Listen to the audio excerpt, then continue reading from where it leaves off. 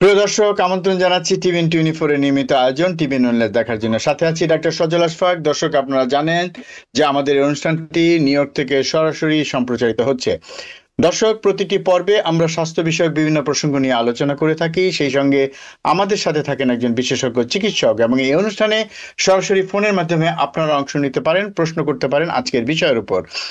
দর্শক, প্রথমে পরিচয় করে দিচ্ছি আজকের অতিথির সঙ্গে। আমাদের আজকের অতিথি board certified psychiatrist doctor Khandakar Taher. Doctor Khandakar Taher, আপনাকে আমন্ত্রণ জানাচ্ছি আমাদের আজকের এই আয়োজনে। দর্শকদের অনেক অনেক শুভেচ্ছা। আসসালামু আলাইকুম। সবাইকে আজকের অনুষ্ঠানে অংশ নেওয়ার আহ্বান জানিয়ে আমি আপনাদের অভিনন্দন জানাচ্ছি ডাক্তার তাহের। ধন্যবাদ ডক্টর তাহের। দর্শক, এবার বলে নিচ্ছি আজকের বিষয়। আজকের বিষয়টা সম্পূর্ণ ভিন্নধর্মী। সাম্প্রতিককালে দেখা গেছে যে বিজ্ঞান ভিত্তিক বিহেভিয়ারাল সায়েন্সের যে সূত্র, তা থেকে আমরা যেটা বুঝতে পারছি সেটা হচ্ছে যে সন্তান লালন পালনের ক্ষেত্রে কিছু গুরুত্বপূর্ণ বিষয় কিন্তু ইদানিং আলোচিত হচ্ছে, এবং সেক্ষেত্রে তাদের কিভাবে আসলে মানে বেড়ে ওঠার সুযোগ দিতে হবে বা কিভাবে তাদেরকে গড়ে তুলতে হবে, সে বিষয়টা খুবই গুরুত্বপূর্ণ। এবং সেখানে কিন্তু মানসিক স্বাস্থ্যের একটা বিষয় খুব ওতপ্রোতভাবে জড়িত, এবং বিষয়টা এমন যে এক্ষেত্রে চিন্তা করা হচ্ছে যে বয়স ভিত্তিক ভাবে যদি আমরা এই বিষয়টাকে ভাবি, তাহলে আমাদেরকে ভাবতে হবে যে, এবং আমাদেরকে জানতে হবে অভিভাবক হিসাবে, যে কিভাবে আমরা আমাদের সন্তানদেরকে ভবিষ্যতের জন্য গড়ে তুলবো একজন সুস্থ নাগরিক হিসাবে। দর্শক, আজকে এই বিষয়টি নিয়ে কথা বলবো, এবং আপনারা বুঝতে পারছেন বিষয়টা। এবং এই বিষয়ে আপনাদের যদি কোনো প্রশ্ন থাকে, আপনার স্ক্রিনে সেই নাম্বারটি দেখতে পাচ্ছেন, যে নাম্বারে আপনারা ফোন করবেন 6463079828, এই নাম্বারে আপনারা ফোন করতে পারেন। এবং এই অনুষ্ঠানের মাঝখানে আমি একটি ইমেল অ্যাড্রেসের কথা বলবো, যেখানে আপনারা এই অনুষ্ঠান সংক্রান্ত বা এই বিষয়ক যদি কোনো বাড়তি কোনো প্রশ্ন থাকে, কারণ এটি এত বড় একটি বিষয়, আমার মনে হয় না যে আমরা একদিন এটি আলোচনা করতে পারবো। আপনাদের যদি কোনো প্রশ্ন থাকে, আমরা চেষ্টা করব সেই প্রশ্নর গুলোর ভিত্তিতে পরবর্তী কোনো একটি অনুষ্ঠান সাজাতে। ডক্টর খন্দকার তাহের, আপনাকে দিয়ে শুরু করতে চাই আলোচনাটা, যেটা হচ্ছে যে আজকে যে বিষয়টা আমরা আলোচনা করতে চাই, এই ধরনের বিষয় আসলে আমরা কখনো আলোচনা করিনি। তো এই যে আমরা যেটা যেটা বলা হচ্ছে বিহেভিয়ারাল সায়েন্স থেকে, যেটা বলা হচ্ছে যে বয়স ভিত্তিক ভাবে মানসিক গঠনের বিষয়গুলো চিন্তা করা উচিত, এই বয়সটা আসলে কেন গুরুত্বপূর্ণ? ধন্যবাদ ডাক্তার আশফাক। আসলে বিজ্ঞানীরা এই যে ছোট শিশুদেরকে এবং শিশু কিশোরদেরকে লালন পালনের ক্ষেত্রে বয়সের একটি মাত্রা নির্ধারণ করে সেই সাথে কিছু বৈজ্ঞানিক তথ্য তারা জুড়ে দিয়েছেন। অর্থাৎ কিছু কিছু উন্নয়ন ডেভেলপমেন্ট সেটি বয়সের সাথে সাথে শেষ হয়ে যায়, আবার কোনো কোনো ডেভেলপমেন্ট সেগুলো বয়সের সাথে সাথে শুরু হয়। সেই জন্য বয়স ভিত্তিক যদি আমরা জিনিসগুলো জানতে পারি এবং সেটাকে যদি উদ্দেশ্য করে আমরা লক্ষ্য নির্ধারণ করি যে আমাদের আচরণ বাচ্চাদের লালন পালনের ক্ষেত্রে কি হবে, সেটি হবে বিজ্ঞান ভিত্তিক এবং যুক্তিসঙ্গত এবং দীর্ঘস্থায়ী হবে। তো এই কারণে বিজ্ঞানীরা, বিশেষ করে যারা বিহেভিয়ারাল হেলথ সায়েন্স এবং বিভিন্ন ধরনের সাইকোলজিক্যাল ডেভেলপমেন্ট নিয়ে কাজ করেছেন অতীতে, তারা এই তথ্যটা প্রকাশ করেছে এবং সেই সাথে প্রত্যেকটি ফাইন্ডিং যেটি পাওয়া গিয়েছে সেটার সাথে একটি বয়স জুড়ে দিয়েছেন। তো এইভাবে দর্শকদেরকে আমরা বলতে চাই যে এটি একটি জটিল একটি বিষয়। তো আমরা এই বয়সের ক্রমানুসারে শ্রেণী বিভাগ করে আজকের আলোচনাটা শুরু করতে চাই। আমরা শুরু করতে চাই জন্ম থেকে 3 বছর বয়স, 3 থেকে 5 বছর বয়স, 5 থেকে 10 বছর এবং 10 থেকে তার 17 বছর। এটা মোটামুটি এর ভিতরে কিছু কিছু বিষয় রয়েছে যেগুলো একটু অতিক্রম করবে, অর্থাৎ সীমা একটু অতিক্রম করবে, ওভারল্যাপ ইংরেজি ভাষায় যেটা আমরা বলি, এটা করবে, তবে সেটি মার্জনীয়। আশা করি বুঝতে পেরেছেন। অনেক ধন্যবাদ ডক্টর খন্দকার তাহের। কাজে বুঝতে পারছি যে বয়সটা একটা গুরুত্বপূর্ণ বিষয়, কারণ বয়স ভেদে তাদের বিকাশের ক্ষেত্রে বিভিন্ন বিষয় আছে যেগুলো বয়স ভিত্তিক, সে কারণে হয়তো এই বয়সটা খুবই গুরুত্বপূর্ণ। তো আমি যদি শুরু করি যে আপনি যেটা বলছিলেন শুরুটা, যে 0 থেকে 3, মানে 0 থেকে 3, তো সেক্ষেত্রে আসলে কি ধরনের পদক্ষেপ নেওয়া উচিত, খুব সাধারণভাবে যদি শুরু করেন, তারপর আমরা ধীরে ধীরে আচ্ছা, প্রসঙ্গগুলিতে ঢুকবো। হ্যাঁ, অবশ্যই। এই 0 থেকে 3 এই ধারণাটা এসেছে যে বিভিন্ন বিজ্ঞানী যেমন জন বোলবে এবং ডক্টর মাহালার, এই ধরনের বিজ্ঞানীরা যেটা বলেছেন যে একটি বাচ্চা যখন তার জন্ম হয় তখন তার অ্যাটাচমেন্ট থাকে তার মায়ের সাথে। অর্থাৎ বাচ্চাটা যখন জন্ম হয় তখন তার 6টি নিউরোলজিক্যাল নেটওয়ার্ক, যেটি দেখে, শুনে, বোধ করে, সেন্স, ল্যাঙ্গুয়েজ এবং অ্যাটেনশন, এমনকি সেলিয়েন্স নেটওয়ার্ক, যেটা থেকে বাচ্চাটা খুঁজে নেয় যে কোন বিষয়টা গুরুত্বপূর্ণ, কোন বিষয়টা নয়। এরকম সফিস্টিকেটেড 6টি নেটওয়ার্ক নিয়ে একটি বাচ্চার জন্ম হয়, কিন্তু আমরা সেটা বুঝতে পারি না। তবে ওই নেটওয়ার্কগুলো তার মস্তিষ্কে কাজ করে, কিন্তু এতটুকু খুব সূক্ষ্মভাবে, ডেলিনিয়েটেড ভাবে, হাইলি ডিফাইন ভাবে সেটি কাজ করে না। তো এই ক্ষেত্রে আমরা যে জিনিসটাতে আমরা জোর দিচ্ছি সেটা হচ্ছে অ্যাটাচমেন্ট। অর্থাৎ বাচ্চাটা যখন জন্ম হয় তখন মায়ের সাথে অথবা মায়ের অবর্তমানে মাতৃস্থানীয় একজন মহিলার সাথে, অথবা মা ছাড়া যদি অন্য কেউ থাকেন, সেই ক্ষেত্রে সেটি কতটুকু কার্যকর হবে সেটা গবেষণা তত্ত্বে জানা যায়নি। যেটা জানা গেছে সেটি হচ্ছে ম্যাটারনাল অ্যাটাচমেন্ট। ম্যাটারনাল আচ্ছা। অ্যাটাচমেন্ট যখন সুদৃঢ় হবে তখন বাচ্চা প্রথমে নিজেকে সিম্বায়োটিক বলে চিন্তা করবে। অর্থাৎ সে শুরুতে মনে করবে মা এবং মায়ের শরীরের অংশ তার নিজেরই অংশ। অর্থাৎ সে মাকে নিজের থেকে পৃথক করতে পারবে না। সেক্ষেত্রে যে মেজর কাজগুলো করণীয় রয়েছে সেটি হচ্ছে মায়ের সাথে বাচ্চাটার ঘুমানো, মায়ের সাথে বাচ্চার অবস্থান, এবং ব্রেস্ট ফিডিং, যেটা আমরা পাচ্ছি যে প্রথম 6 মাস তাকে এক্সক্লুসিভ ব্রেস্ট ফিডিং করাতে হবে, সে সময় অন্য কোনো খাবার তাকে দেওয়া যাবে না। এবং সেই সাথে মা যদি তার সাথে থাকে তখন সে অ্যাটাচমেন্টটা সুস্থ হবে। অ্যাটাচমেন্ট শব্দটা একটা ইংরেজি শব্দ, কিন্তু এটি একটি বৈজ্ঞানিক তত্ত্বের উপর দাঁড়িয়ে আছে। অর্থাৎ জি। অ্যাটাচমেন্টের মাধ্যমে মায়ের সাথে ওই বাচ্চার একটা বন্ড তৈরি হয়। উত্তর আমেরিকায় আমরা দেখতে পাচ্ছি যে অনেক কর্মজীবী মা, তারা বাচ্চার সাথে হয়তো কয়েক মাস পরেই ও কর্মক্ষেত্রে চলে যান এবং বাচ্চাকে অন্য আরেকজন কেয়ার গিভারের হাতে হস্তান্তর করে দেন। তাতে তার অ্যাটাচমেন্টটা পূর্ণ হয় না। আপনি যেখানেই থাকুন না কেন, উত্তর আমেরিকা অথবা দক্ষিণ আমেরিকা অথবা বাংলাদেশ অথবা পৃথিবীর কোনো প্রান্তেই, সেক্ষেত্রে আপনাকে নিশ্চিত করতে হবে যে মায়ের সাথে বাচ্চার বন্ধন, এবং সেই বন্ধনের সূত্রপাত হচ্ছে শারীরিক সংস্পর্শ, শারীরিক উষ্ণতা, কথা বিনিময়, অভিব্যক্তি বিনিময়, চোখ দিয়ে তাকানো, এবং বাচ্চার সাথে মানে অ্যাটেনশন দেওয়া এবং বাচ্চার কাছ থেকে সেই ধরনের প্রতিক্রিয়া আশা করা। এই যে সমন্বয় মা এবং বাচ্চা, এটা যদি না হয় তাহলে বাচ্চাটার পরিণাম কি হবে? এক্ষেত্রে আমরা যেটা বলবো, স্ট্রেস। একটা স্ট্রেস হচ্ছে সুস্থ স্ট্রেস, আরেকটি স্ট্রেস হচ্ছে টক্সিক স্ট্রেস। অর্থাৎ 7 মাস বয়সের পর একটা বাচ্চা মা থেকে বিচ্ছিন্ন হয়ে গেলে অন্য কারোর কোলে যেতে চায় না, কান্নাকাটি করে। এটা কিন্তু সুস্থ স্ট্রেস। অর্থাৎ বন্ড বন্ড ম্যাটারনাল বন্ডটা সুন্দর হয়েছে, শক্ত হয়েছে। এখন মায়ের কাছে সে ফিরতে চায়। এই যে কান্নাকাটিটা করে, এটা কিন্তু নর্মাল ডেভেলপমেন্ট। তারপর বাচ্চা মা থেকে ধীরে ধীরে 7 মাসের পরে সেপারেট হয়ে সে নিজেকে সিকিউর ফিল করে।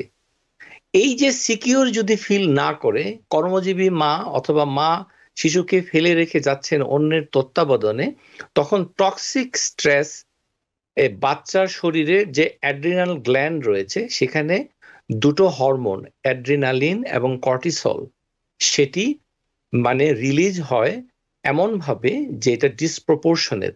এই যে ছোট্ট শিশুর এই যে টক্সিক স্ট্রেস, এটার কারণে ওই শিশুটার জেনেটিক চেঞ্জ আনে।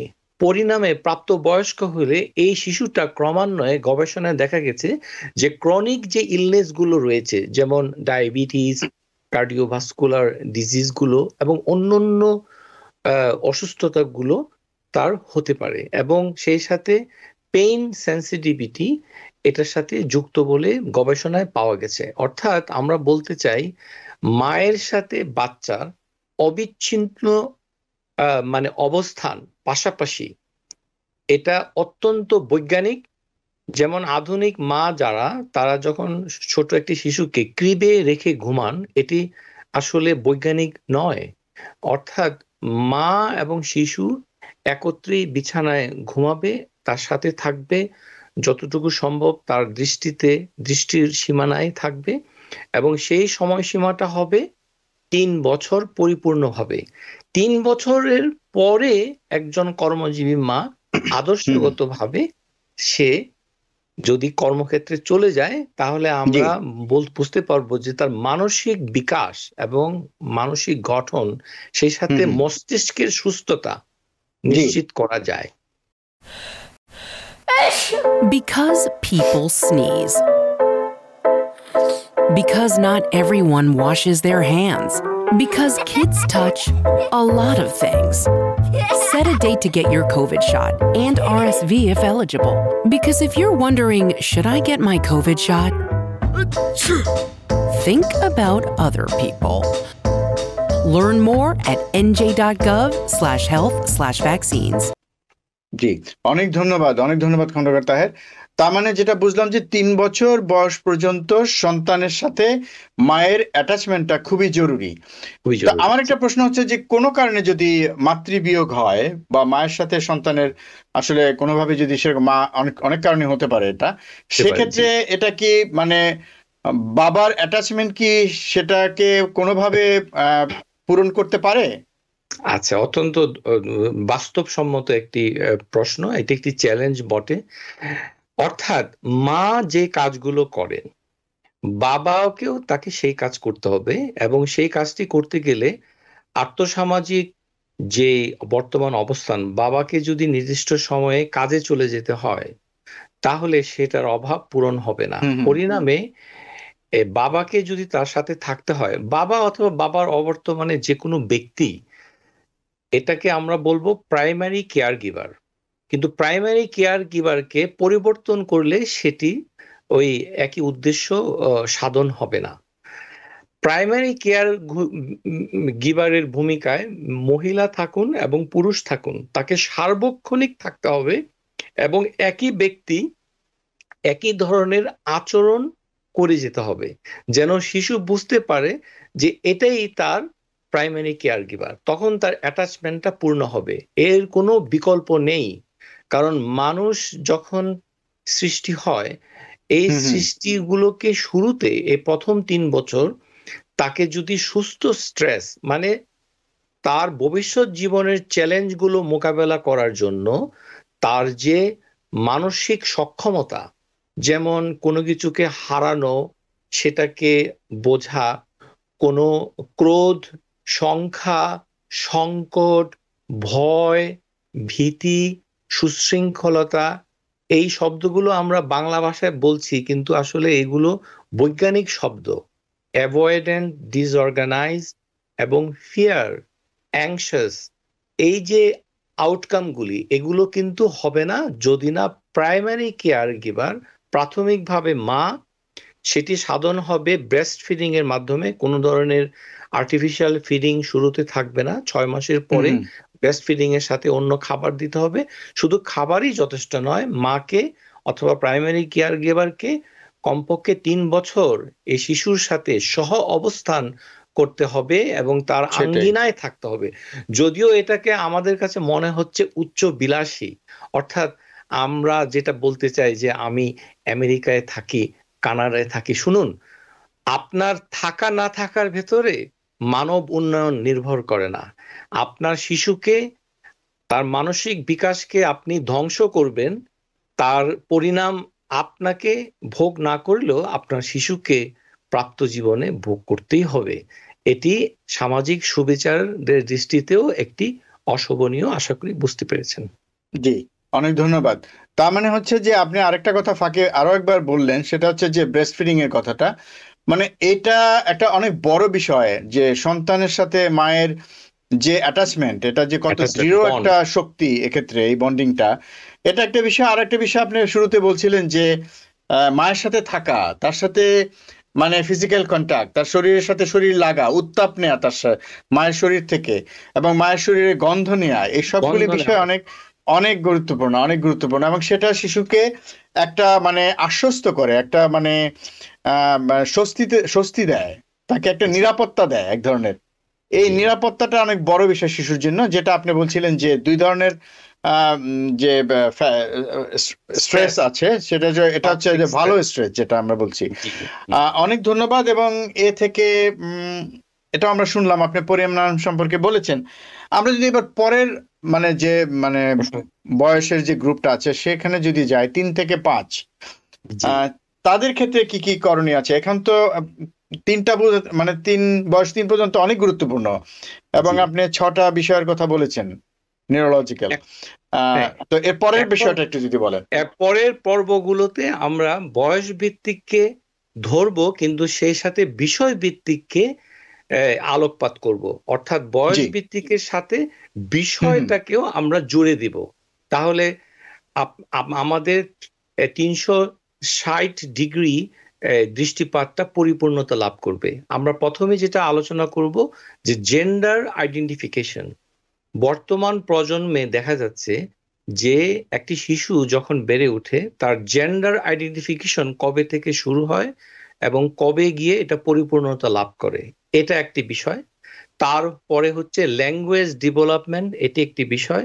তারপরে তার মোরাল ডেভেলপমেন্ট অর্থাৎ নৈতিকতা, এটি একটি বিষয়। তারপরে হচ্ছে তার সাইকো সোশ্যাল ডেভেলপমেন্ট, এটি একটি বিষয়। তারপরে আরেকটি রয়েছে কগনিটিভ ডেভেলপমেন্ট। এই যে এই 6টি ডেভেলপমেন্ট, এটা আমরা এখন বিষয়ের সাথে বয়সের একটি সমন্বয় করে জিনিসটি দেখার চেষ্টা করব। প্রথমে আসছি G. Gender identification. Gender identification শুরু হয় 2 বছর বয়সে, অর্থাৎ 2 বছর পরিপূর্ণ হয়ে যাওয়ার পর একটি শিশু বুঝতে পারে সে ছেলে না মেয়ে। আমরা দেখতে পাই আমাদের সমাজে, কমিউনিটিতে, উত্তর আমেরিকায় অনেক শিশুদের চুল লম্বা করে রাখা হয় এবং ছেলে শিশুকে মেয়ে বানিয়ে রাখা হয়, তার সাথে হাসি তামাশা করা হয়, ফ্রক পরিয়ে রাখা হয়। আবার মেয়ে শিশুকে বা পুরুষের ছেলেদের পোশাক পরিয়ে রাখা হয়, তাকে ছেলের মতো আচরণ করতে বাধ্য করা হয়। আমি আবারও বলছি, এখনো বলছি, এই জিনিসগুলো পরিবেশগতভাবে তার জেন্ডার আইডেন্টিফিকেশনে একটি বড় সমস্যার সৃষ্টি করবে। অর্থাৎ শিশুটা 2 বছর বয়স থেকে যখন শিখতে থাকবে যে সে ছেলে, তাকে ছেলের মতো তার সাথে আচরণ করতে হবে। অর্থাৎ ছেলের মতো বলিষ্ঠ কণ্ঠে তার সাথে কথা বলতে হবে, ছেলের মতো তাকে মানে জামা কাপড় পরাতে হবে, ছেলের মতো তাকে ঘরের বাইরে ঘুরতে নিয়ে যেতে হবে, তাকে ছেলে বলেই অ্যাড্রেস করতে হবে। বয়, সান, এই শব্দগুলো বলতে হবে, ছেলে বলতে হবে, বাবা বলতে হবে, এভাবে। আর সেই ক্ষেত্রে মেয়েদের ক্ষেত্রে সে ঠিক অন্যভাবে মা, তারপরে তার যে মেয়েলি যে কাজগুলো যেগুলো করে, এগুলোর দিকে তাকে দৃষ্টি দিতে হবে। এই যে জেন্ডার আইডেন্টিফিকেশন, এটা স্টেবিলাইজ হয়ে যায় যে বয়স যখন 4 হয়। অর্থাৎ 2 থেকে 4 জেন্ডার আইডেন্টিফিকেশনে যদি কোনো অভিভাবক তার শিশুকে ভুল পথে পরিচালিত করেন, উত্তর আমেরিকায়, আমি একজন সাইকিয়াট্রিস্ট হিসেবে আপনাদেরকে আগাম সতর্কবার্তা দিচ্ছি, আগামী দিনগুলোতে এই শিশু বড় হয়ে ট্রান্সজেন্ডারের মতো একটি অদ্ভুত সমস্যা সে নিজের জীবনে উৎপাদন করতে পারে, এবং যেটির ক্ষেত্রে আপনার সামাজিক মর্যাদা ভুলুণ্ঠিত হতে পারে এবং তার ছেলে এবং সন্তানের ভবিষ্যৎ ভুলুণ্ঠিত হতে পারে। আশা করি জেন্ডার আইডেন্টিফিকেশনটা আপনারা বুঝতে পেরেছেন। তারপরে আমরা আসব ল্যাঙ্গুয়েজ ডেভেলপমেন্ট। ল্যাঙ্গুয়েজ ডেভেলপমেন্টে আমাদের অনেক মা অথবা বাবা, ধরুন বাবা বাংলায় কথা বলেন না, ইংরেজিতে বলেন, অথবা মা বাংলায় কথা বলেন, বাবা ইংরেজিতে বলেন, অথবা আরবি, ফার্সি অথবা হিন্দি যে কোনো একটা ভাষা বলেন, এক্ষেত্রে আমাদের ভেতর একটা সংশয় কাজ করে যে বাচ্চা হয়তো কনফিউজ হচ্ছে, আসলে হচ্ছে না। সবচেয়ে অবাক করা কাণ্ড হচ্ছে 4 বছর বয়সী একটি শিশু তার যে অ্যাটেনশন এবং auditory, visual, sensory, language network, এই 4টা নেটওয়ার্ককে ব্যবহার করে 4 মাস বয়সী একটি শিশু, বিজ্ঞানীরা বলেছেন যে দুটো ভাষায় মা এবং বাবা কথা বলে, তার ঠোঁট নাড়ানো দেখে সে বুঝতে পারে যে মা কোন ভাষায় কথা বলছে, বাবা কোন ভাষায় কথা বলছে, যদিও তার ভাষার অভিব্যক্তি প্রকাশ পায়নি। অর্থাৎ আমরা বলতে চাচ্ছি যে ভিন্ন ভাষা, বাংলা অথবা ইংরেজি অথবা শুধু ইংরেজি শুধু বাংলা, এই ভাষার তারতম্যটা কখনো সংকট তৈরি করবে না। আপনি নির্ভয়ে আপনি বাচ্চার সাথে আপনার নিজের ভাষায় কথা বলতে পারেন।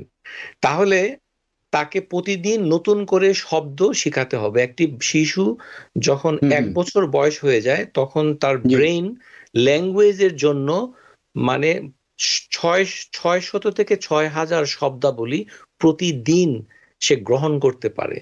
সেই শব্দগুলো গিয়ে তার ব্রেইনের যে নিউরনগুলো আছে সেটা এমনভাবে মডিউলেশন করে নতুন একটা পরিস্থিতি তৈরি করে যাতে তার ল্যাঙ্গুয়েজ ডেভেলপমেন্টের সহায়ক হয়। অর্থাৎ আমরা এখানে চ্যালেঞ্জ হিসাবে যেটা দেখতে পাচ্ছি যে কর্মজীবী বাবা, সে বাসায় যখন আসে তখন শিশু ঘুমিয়ে থাকে, বাবা ছেলের সাথে কথা বলে না, মা কর্মজীবী ছেলের সাথে কথা বলে না। এই যে কথা বলেন না কিংবা বলার সময় পাচ্ছেন না, বারবার শুধু উত্তর আমেরিকার দোহাই দিচ্ছেন, এটি কিন্তু মানব শিশু। পৃথিবীর যে কোনো প্রান্তে আপনি শিশুকে বড় করুন না কেন, শিশুর সাথে কথা যদি না বলেন তাহলে তার ল্যাঙ্গুয়েজ ডেভেলপমেন্টটা সুস্থ সুন্দর হবে না। এই জন্য আমরা যে জিনিসটাকে সাজেস্ট করি সেটি হচ্ছে 4 বছর বয়সে তাকে কিন্ডারগার্টেন অর্থাৎ ফর্মাল এডুকেশনের একটা কাঠামোতে এক্সপোজড করতে হবে। 4-এর আগে তার সাথে ঘরে বসে স্বাভাবিক ফেসিয়াল এক্সপ্রেশন দিয়ে যে কোনো শব্দাবলী সুন্দর করে সুস্থভাবে তাকে বলা উচিত এবং শিশুর কাছ থেকে কোনো উত্তর আশা করার প্রয়োজনীয়তা নেই। শিশু তার মতো করে তার প্রয়োজনে কথাগুলো বলবে, সেক্ষেত্রে আপনার অনুমতির প্রয়োজন হবে না। সেটা আমরা কগনিটিভ ডেভেলপমেন্টের ক্ষেত্রে আলোচনা করব। তাহলে আমরা দেখতে পাচ্ছি একটা শিশু যখন কথা বলবে তার কথাতে যে ভুলগুলো হবে সেগুলোকে আপনি রিপিট করবেন না, সেগুলোকে তাকে কোনো শাস্তিমূলক কোনো অভিব্যক্তি তার ভিতরে প্রকাশ করবেন না। কারণ শিশুর গ্রামার শেখা শুরু করে বয়স যখন তার 5 বছর হয়, অর্থাৎ 5 বছর বয়সের পর তার গ্রামার গুলোকে কারেক্ট করে দিবেন। যেমন শব্দটা আমি ভাত খাবো, I am going to eat rice, এই যে শব্দ বাক্য, এটি 5 বছর পরে তাকে শিক্ষা দিতে হবে। এর আগ পর্যন্ত শিশু যেভাবেই কথা বলুক সেটাকে অ্যাপ্রিশিয়েট বলে মেনে নিতে হবে, এটাকে রিওয়ার্ড দিতে হবে। রিওয়ার্ডের অভিব্যক্তিটা কি হবে? আপনার মুখের অভিব্যক্তি। আপনি বড়র মতো বলবেন যে ভেরি গুড, ভালো, আমি অনেক প্রাউড, আমি এরকম যে কোনো একটি কাজ শিশু যখন করবে তখন তাকে ওইভাবে অভিব্যক্তি দিয়ে তাকে ওই কথাগুলো তার মুখে ধরিয়ে দিতে হবে। তারপরে আমরা আসছি মোরাল ডেভেলপমেন্ট। আচ্ছা ডক্টর খন্দকার তাহের, আমি একটু ইন্টারাপ্ট করি। আমরা তৃতীয় যে বিষয়টা সেটাতে একটু পরে আসছি, আমাদের একটু বিরতিতে যেতে হবে। দর্শক, সময় হলো বিরতি নেবার, বিরতির পর আবার ফিরে আসবো অনুষ্ঠানে। আশা করি ততক্ষণ আমাদের সাথে থাকবেন। Because people sneeze. Because not everyone washes their hands. Because kids touch a lot of things. Set a date to get your COVID shot and RSV if eligible. Because if you're wondering, should I get my COVID shot? Think about other people. Learn more at nj.gov/health/vaccines. দর্শক, বিরতির পর আবার ফিরে এলাম অনুষ্ঠানে। আপনারা দেখছেন TVN এর সাথে আছি ডক্টর সজল আশফাক, আমাদের আজকের অতিথি board certified psychiatrist doctor Khandakar Taher. আজকে আমরা কথা বলছি খুবই ইন্টারেস্টিং একটি বিষয় নিয়ে, যে শিশুর মানসিক বিকাশে বিশেষ করে মানে অভিভাবকদের ভূমিকা এবং এই প্রত্যেকটা বিষয় কেন গুরুত্বপূর্ণ এবং সন্তানের কি পরিণতি হতে পারে যদি আমরা এগুলো মেনে না চলি, সেক্ষেত্রে কি কি ঘটনাগুলো ঘটতে পারে, কি পরিণাম হতে পারে, সেগুলো আমরা অনেকটা আলোচনা করেছি। এবং আমরা এখন 3 থেকে 5 বছর যে বয়সটা আছে এই পর্বে আছি, এবং ইতিমধ্যে আমরা জেন্ডার আইডেন্টিফিকেশন এবং ল্যাঙ্গুয়েজ ডেভেলপমেন্ট নিয়ে কথা বলেছি। এবার তৃতীয় যে বিষয়টি, সেটি নিয়ে ডক্টর খন্দকার তাহের আলোচনা করবেন। দর্শক, আমাদের আলোচনা জমে উঠেছে, আমাদের সাথেই থাকুন। ডক্টর খন্দকার তাহের। ইয়েস। তো প্রিয় দর্শক, একটি শিশুকে মোরাল ডেভেলপমেন্ট, অর্থাৎ তাকে আমরা সোজা বাংলায় যেটা বলি আদব কায়দা, নীতি নৈতিকতা এবং মানবতা বোধ, এই জিনিসগুলো তাকে কখন শিক্ষা দিব? এই জিনিসগুলো শিক্ষা দিতে গেলে যে দুটো শব্দ আমাদেরকে প্রথমে জানতে হবে, একটি হচ্ছে ইগো, ইজিও এগো, আরেকটি হচ্ছে সুপার এগো। আমাদের বাংলাদেশে জনগোষ্ঠীতে এই শব্দটা ভুলভাবে উপস্থাপন করা হয়। যেমন বলা হয় যে আত্মমর্যাদা, অর্থাৎ সেলফ কনসাসনেসকে ইগো হিসাবে বিবেচনা করা হয়, যে কথাটা তার ইগোতে লেগেছে। এটি সঠিক নয়। ইগো কখনো লাগা, লেগেছে এই ধরনের ক্রিয়াপদ শব্দাবলী ব্যবহার করা অনুচিত, কারণ এটি একটি বৈজ্ঞানিক তত্ত্ব। অর্থাৎ ইগো হচ্ছে এমন একটি জিনিস যে বাস্তবতা থেকে নিজেকে যখন শিশু একটি ফারাক করতে শিখে, অর্থাৎ আমি একজন অস্তিত্ব সম্পন্ন একজন, আর পরিবেশটা হচ্ছে আমার বাইরে। এই যে পরিবেশ থেকে নিজেকে বিচ্ছিন্ন করে নিজে দূর থেকে দেখা, এটি হচ্ছে ইগো। এটি শুরু হচ্ছে 1 থেকে 3 বছর, অর্থাৎ 2 থেকে 4-এর ভিতরে এটি সম্পন্ন হয়ে যায়। এটা আমাদের চিন্তার বিষয় নয়। এটি পরিবেশ যদি সুস্থ থাকে, এই ইগো ডেভেলপমেন্টটা হবে। এটাতে অভিভাবকের তেমন কোনো গুরুত্বপূর্ণ ভূমিকা নাই, যদি অ্যাটাচমেন্টটা ঠিক থাকে, তাকে যদি জেন্ডার আইডেন্টিফিকেশনটা ঠিকভাবে করা যায়, তার ল্যাঙ্গুয়েজ ডেভেলপমেন্টে যদি অভিভাবক ভূমিকা রাখেন। এখন সুপার ইগো হচ্ছে তার নৈতিকতা। এই সুপার ইগো শুরু হচ্ছে 5 বছর বয়স থেকে। 5 বছর বয়সে তার 3টি জিনিস হবে, এটা মনে রাখবেন। 5 বছর বয়সের শিশু মৃত্যু, এটা যে চূড়ান্ত, আর ফিরে আসবে না। এখানে ফ্যান্টাসি বলে যে কাল্পনিক চিত্রগুলো শিশু উপভোগ করে, সেটা থেকে বাস্তবতায় সে ফিরে আসে। এটা হচ্ছে ফাইনালিটি অফ দ্য ডেথ। এটি 5 বছর হয়ে যাওয়ার পর। 5 বছরের ভেতরে সাইকোসোশ্যাল ডেভেলপমেন্টে যে জিনিসটা আমরা জোর দিয়ে থাকি, সেটি হচ্ছে নিউ স্কিল, অর্থাৎ ইন্ডাস্ট্রি।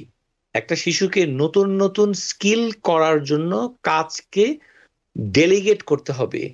এর ভালো বাংলা আমার জানা নেই, যে ইংরেজিতে যেই অভাবটা পূরণ হয়, বাংলা ভাষা এটা অপ্রতুল।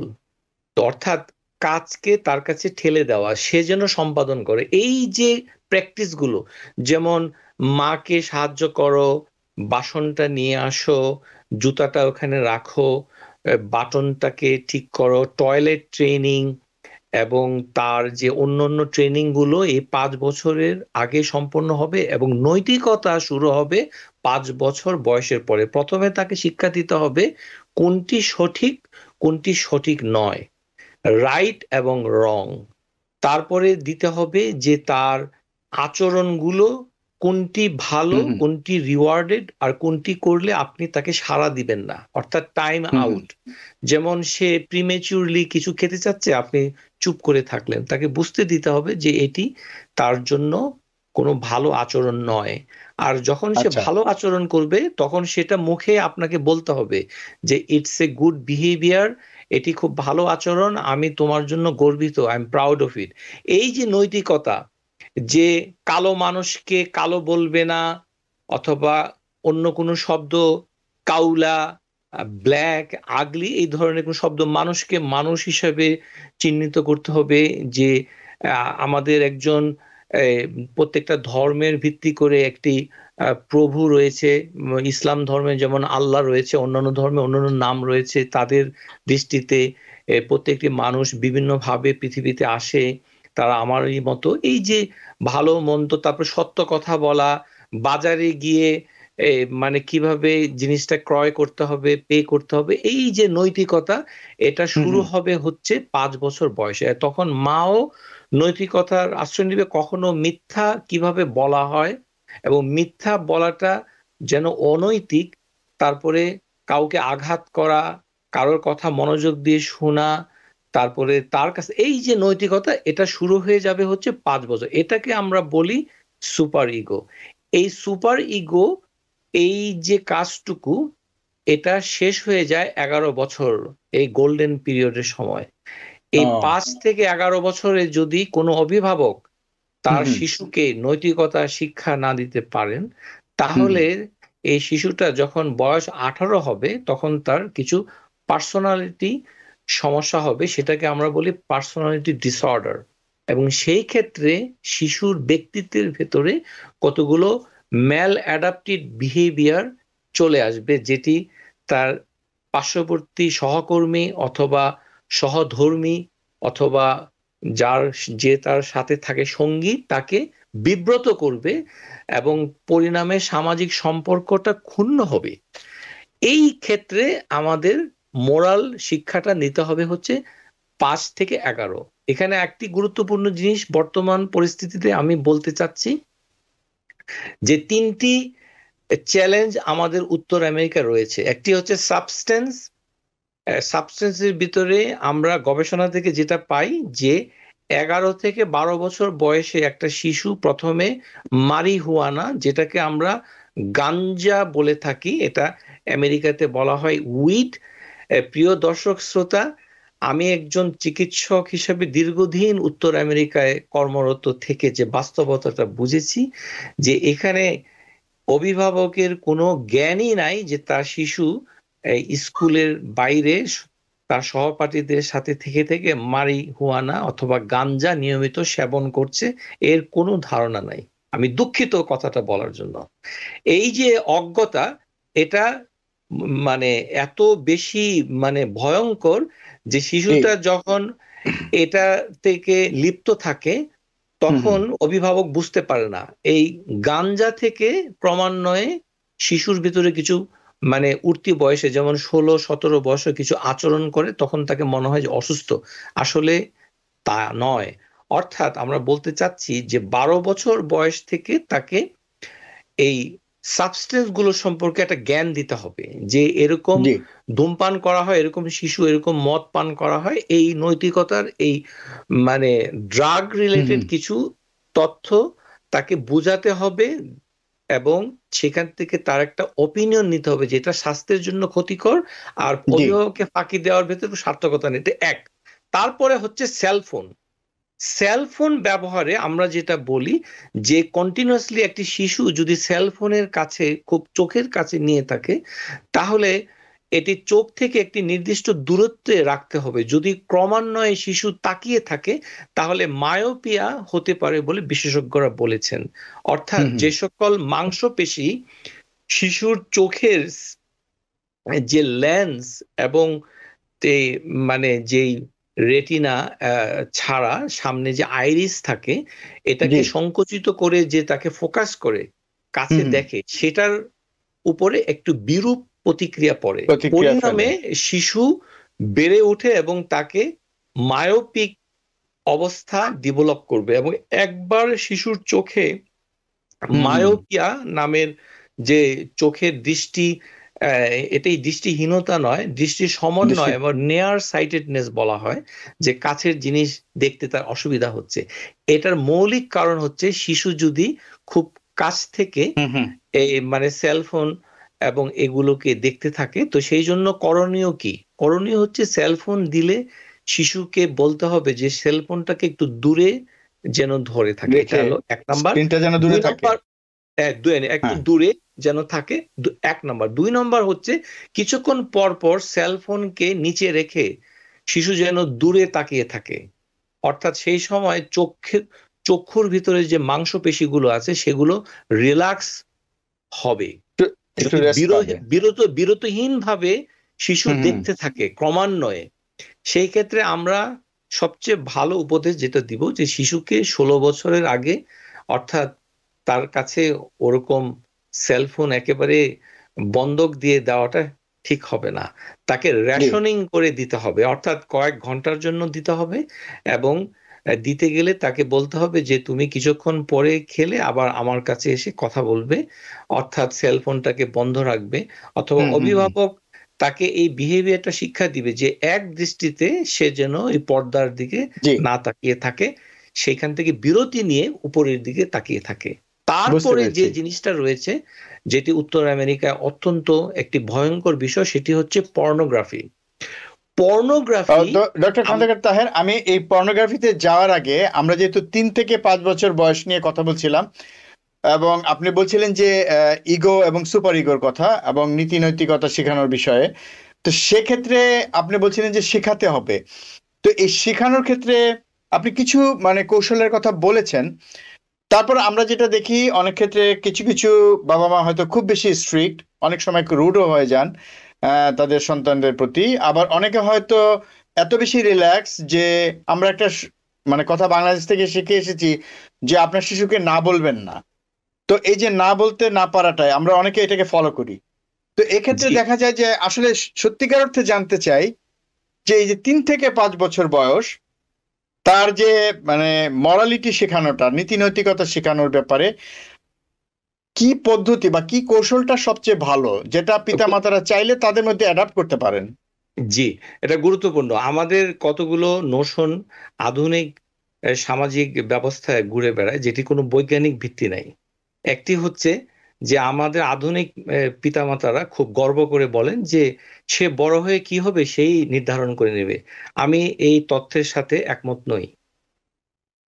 সাইকোলজিক্যালি থিওরির ভাবে বোঝা যায় যে একটি শিশু, তার যে ফোর ব্রেন ডেভেলপমেন্ট, এটা কমপ্লিট হয় অনেক দেরিতে, অর্থাৎ 18 বছর পরেও হয়। সুতরাং যেখানে তার জাজমেন্ট থাকে সেটা যেহেতু অনেক দেরিতে ডেভেলপ হয়, এই জন্য একটা শিশু সে যেটাকে চুজ করবে সেটাই করবে, এইভাবে ছেড়ে দেওয়াটা অবশ্যই ভালো নয়। এটি হচ্ছে একটি বিষয়।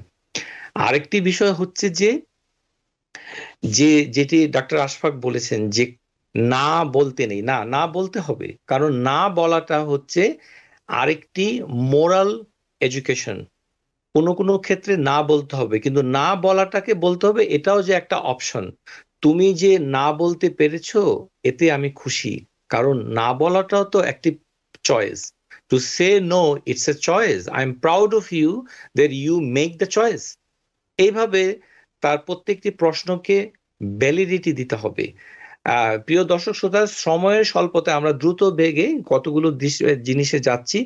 যে জি এই যে ডাক্তার আশফাক বলেছেন যে অনেক অভিভাবক জোরাজুরি করে, রিজিডিটি করে, কড়াকড়ি করে, এটা কড়াকড়িটা কখন করবে?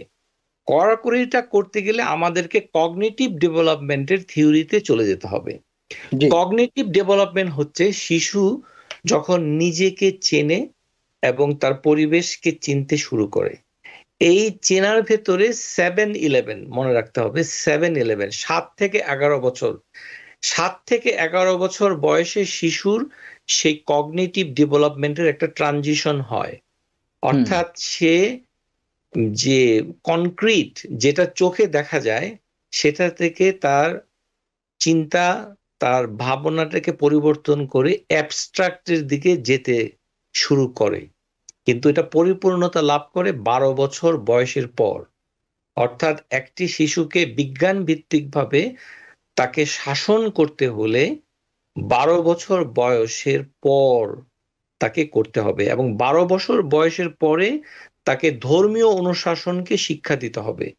যেমন ইসলাম ধর্মের ভেতরে হচ্ছে শাস্তিমূলক ব্যবস্থা এবং পরকাল। সেখানে রয়েছে যে যারা আল্লাহ কর্তৃক যে পুরস্কৃত হবে সেই মানে প্যারাডাইস, এবং আল্লাহ কর্তৃক যে শাস্তিপ্রাপ্ত হবে যেটি হচ্ছে হেল। এভাবে প্রত্যেক ধর্মের যে নৈতিকতা রয়েছে, যেখানে কিছু শাস্তির কথা রয়েছে, আনন্দের কথা রয়েছে, ধর্মের অনুশাসনের কথা রয়েছে, সেগুলো কিন্তু অ্যাবস্ট্রাক্ট অ্যাবিলিটি যে বয়সে হয় 12 বছরের আগে তাকে দেওয়া যাবে না। যদি আপনি ওটা করতে যান তাহলে শিশুর ভিতরে একটি ভিন্ন ধরনের প্রতিক্রিয়া শুরু হবে। তাহলে আমরা বলতে চাচ্ছি যে 12 বছরের পরে তার চূড়ান্ত নৈতিকতার জিনিসগুলো তাকে বুঝিয়ে দিতে হবে যে এটি অনৈতিক এবং এটি করাটা অত্যন্ত জঘন্য ধর্মীয় দৃষ্টিতে, এবং এটাতে ধর্মের যে ঊর্ধ্বতন কর্তৃপক্ষ, অর্থাৎ ইসলাম ধর্মে যেমন চূড়ান্ত কর্তৃপক্ষ হচ্ছেন আল্লাহ, অন্যান্য ধর্মে যেভাবে তারা যেটা মনে করে থাকেন, আমি সেই বিষয়ে কোনো কথা বলতে চাচ্ছি না। বলতে চাচ্ছি যে ধর্মকে ব্যবহার করে, অর্থাৎ ধর্ম ছাড়াও যদি আপনি তাকে করতে চান, সেই ক্ষেত্রে 12 বছরের পর থেকে শুরু হবে তার চূড়ান্ত নৈতিক প্রশিক্ষণ। সেই ক্ষেত্রে পর্নোগ্রাফি একটি চ্যালেঞ্জ উত্তর আমেরিকার শিশুদের জন্য। একটি সমীক্ষায় দেখা গেছে যে এই পর্নোগ্রাফিটা শুরু হয় 13 থেকে 17 বছর বয়স পর্যন্ত শুরু হয়, শুরুটা। অর্থাৎ 13-র আগে একটি শিশু যদি পর্নোগ্রাফিতে এক্সপোজড হয়, তাহলে সেটাকে সে বাস্তব হিসেবে মনে করে না। এটাকে হয়তো খেলো অথবা অন্য কোনো আনন্দ উদ্রেকপূর্ণ ঘটনা মনে করে থাকে। তার গ্র্যাটিফিকেশনের যে মেকানিজমটা রয়েছে সেটি অ্যাডাল্টের মতো হয় না। কিন্তু 13 বছর বয়সে সে যখন পর্নোগ্রাফিতে দেখা শুরু করে, সে তখন যৌন আসক্তিতে আবদ্ধ হতে শুরু করে, এখান থেকে একটি আনন্দ নেওয়ার চেষ্টা করে। অর্থাৎ শিশুকে 13 বছর হওয়ার আগে থেকেই তাকে পর্নোগ্রাফি জিনিসটা কি এবং এটা কোথায় পাওয়া যায়, এটা কিভাবে দেখতে হবে এবং এটা দেখাটা কতটা অনৈতিক, এটা দেখলে কি হবে, ধর্মীয় অনুশাসন, সামাজিক অনুশাসন, এগুলো করতে হবে। সেই সাথে তার যে যৌন শিক্ষা, এটি হয়তো আমার সাথে অন্যরা মানে একমত নাও হতে পারেন, কিন্তু আমি বলতে চাই যে 12 বছর বয়সী প্রকৃত যৌন শিক্ষাটা যদি তাকে দেওয়া যায়, যে যৌনকর্ম একটি স্বাভাবিক জৈবিক প্রক্রিয়া, এটি মানুষের যে যখন শরীরের ভেতরে আসে তখন কিছু অঙ্গ প্রত্যঙ্গের পরিবর্তন ঘটে, সেখানে কিছু হরমোন আসে, কিন্তু সেটাকে নিয়ন্ত্রণে রেখে কাজ করাটাই হচ্ছে মনুষ্যত্ব এবং পশুর ভিতরে পার্থক্য। অর্থাৎ আপনি তখন একটি মডেল দাঁড় করিয়ে মানে তাকে যৌন শিক্ষাটা যদি দেন, তাহলে এটি অনেক কার্যকর হবে। যে একটি পশু যেমন গরু এবং ছাগল, তাদের প্রজনন প্রক্রিয়াটা কেমন হয় সেটি আপনি গরুর খামারে নিয়ে যেতে পারেন, এবং সেক্ষেত্রে গরু কিভাবে যৌনকর্ম করে সেটা তাকে দেখাতে পারেন, এবং সেই ক্ষেত্রে বলতে পারেন যে মানুষের ঠিক ওরকম নয়, কিন্তু এরকম একটা কাজ মানুষও করে থাকে, কিন্তু এটি প্রাপ্তবয়স্ক না হলে করাটা সামাজিকভাবে গ্রহণযোগ্য নয়, ধর্মীয় বিধিনিষেধ রয়েছে। অর্থাৎ নীতি নৈতিকতা এবং অ্যাবস্ট্রাক্ট যে আইডিয়া গুলো রয়েছে, যেগুলো পৃথিবীতে বসে শুধু কল্পনার মাধ্যমেই অনুধাবন করা যায়, বুঝতে পেরেছি, সেই ভ্যালুস গুলো শেখাতে হবে। ফর্মাল অপারেশনাল এইজ 12 বছর। এটি কে বলেছেন? যে কগনিটিভ ডেভেলপমেন্টের যিনি উদ্ভাবক ডক্টর জাঁ পিয়াজে, একজন বিশ্ববিখ্যাত কগনিটিভ ডেভেলপমেন্ট বৈজ্ঞানিক, যিনি নিজের 3টি সন্তানকে দেখে দেখে এই ডেভেলপমেন্টকে 0 থেকে 2 এটি প্রি অপারেশনাল এবং 2 থেকে 7 প্রি অপারেশনাল, আর ওটি হচ্ছে যে প্রাথমিক পর্যায়ে, এবং 7 থেকে 11 কনক্রিট অপারেশন, এবং 12 থেকে এই ফর্মাল অপারেশন। এইভাবে তিনি ভাগ করে দেখিয়েছেন যে অ্যাবস্ট্রাক্ট আইডিয়াগুলো যেগুলো দেখা যায় না, সেগুলি 12 বছরের পরে তাকে শিক্ষা দিতে, অথবা যেগুলো শারীরিকভাবে দেখানো সম্ভব নয়, যেমন মানবিক মানুষের ভিতরে স্ত্রী পুরুষের যৌনকর্ম, সেটি আপনি প্রাকৃতিক ভাবে সম্ভব না, সেটাই। হ্যাঁ, শুধু উদাহরণ দিয়ে উপমা দিয়ে বুঝিয়ে দিতে হবে। জি জি। এবং জি, বুঝতে পেরেছি। আসলে আমি একটা জিনিস বুঝতে পারছি যে এই আলোচনা আজকে শেষ হবে না, আমাদের হয়তো আরো 2-1টি পর্ব করতে হবে। কাজে আজকে আমরা এখানেই শেষ করতে চাই। এবং ডক্টর খন্দকার তাহের, আপনি যেভাবে বলছিলেন যে কিছু প্রশ্ন আমারও রয়ে গেল আজকে, সেটা আগামী পর্বের জন্য রেখে দিলাম। যেমন আপনি নীতি নৈতিকতার কথা বলেছেন। আমাদের নীতি নৈতিকতার ক্ষেত্রে একটা ধর্মভিত্তিক নীতি নৈতিকতা আছে, কিন্তু যাদের মধ্যে যারা ধর্মপরায়ণ না বা কোনো ধর্মের মধ্যে নেই, তারাও কিন্তু অনৈতিক কাজ করতে চান না, তারাও একটা নীতির মধ্যে থাকতে চান, তারাও চান যে তাদের সন্তানরা একটা নীতি নৈতিকতার মধ্যে গড়ে উঠুক। সেক্ষেত্রে তারা কিভাবে করবেন সেগুলো আমরা শুনবো পরবর্তী পর্বে। ডক্টর খন্দকার তাহের, আমাদেরকে অবশ্যই আরেকটি পর্ব করতে হবে হয়তোবা, কারণ এটি আমার মনে হয় যে অনেক বেশি বড় একটি বিষয়, এটি বিস্তারিত সবার জানা উচিত। এবং আপনি বারবার বলছিলেন যেটা খুবই গুরুত্বপূর্ণ এবং প্রত্যেকটি অভিভাবকের জন্য খুবই গুরুত্বপূর্ণ, এবং আমাদের কমিউনিটিতে যারা আছেন তাদেরও আমি বলবো যে আপনারা যদি এই বিষয়গুলো অনুধাবন করেন তাহলে নিশ্চয়ই এর গুরুত্ব বুঝতে পারবেন। ডক্টর খন্দকার তাহের, আপনাকে অনেক ধন্যবাদ। আমরা পরবর্তীতে কথা বলে নেব আগামীতে আরো একটা অনুষ্ঠান, সেটা আমরা কবে করতে পারি। আপনাকে অনেক ধন্যবাদ আপনার মূল্যবান সময় দেওয়ার জন্য। সবাইকে অসংখ্য ধন্যবাদ। দর্শক, এতক্ষণ যারা আমাদের সাথে ছিলেন আপনাদেরকে অনেক অনেক ধন্যবাদ। আজকে আমরা খুব মাঝখানে অনুষ্ঠানটা শেষ করতে হলো, আমরা সেজন্য দুঃখিত, কারণ আমাদের হাতে সময় নেই এবং আমরা দরকার হলে আরো 2-3টি পর্ব এ নিয়ে করব। আমরা বুঝতে পারছি খুবই গুরুত্বপূর্ণ একটি আলোচনা হচ্ছিল, এবং বয়স ভিত্তিক এই আলোচনা 17 বছর বয়সে যে শেষ হবে, এবং মাঝখানে অনেকগুলো বিষয় আসবে, সেগুলো নিয়ে আপনাদের প্রশ্ন থাকতে পারে, আমারও অনেক প্রশ্ন আছে, সেগুলো আমরা করব। তো আগামীতে আবার দেখা হবে অন্য কোনো বিষয় নিয়ে। সবাই ভালো থাকবেন, সুস্থ থাকবেন। আল্লাহ হাফিজ। টিবিএন 24 টেলিভিশন দেখতে আজই কল করুন 7187776556। লগ ইন করুন www.totalcablebd.com। নিউ ইয়র্ক থেকে সম্প্রচারিত টিবিএন 24 টেলিভিশন বিশ্বজুড়ে বাঙালির কণ্ঠস্বর।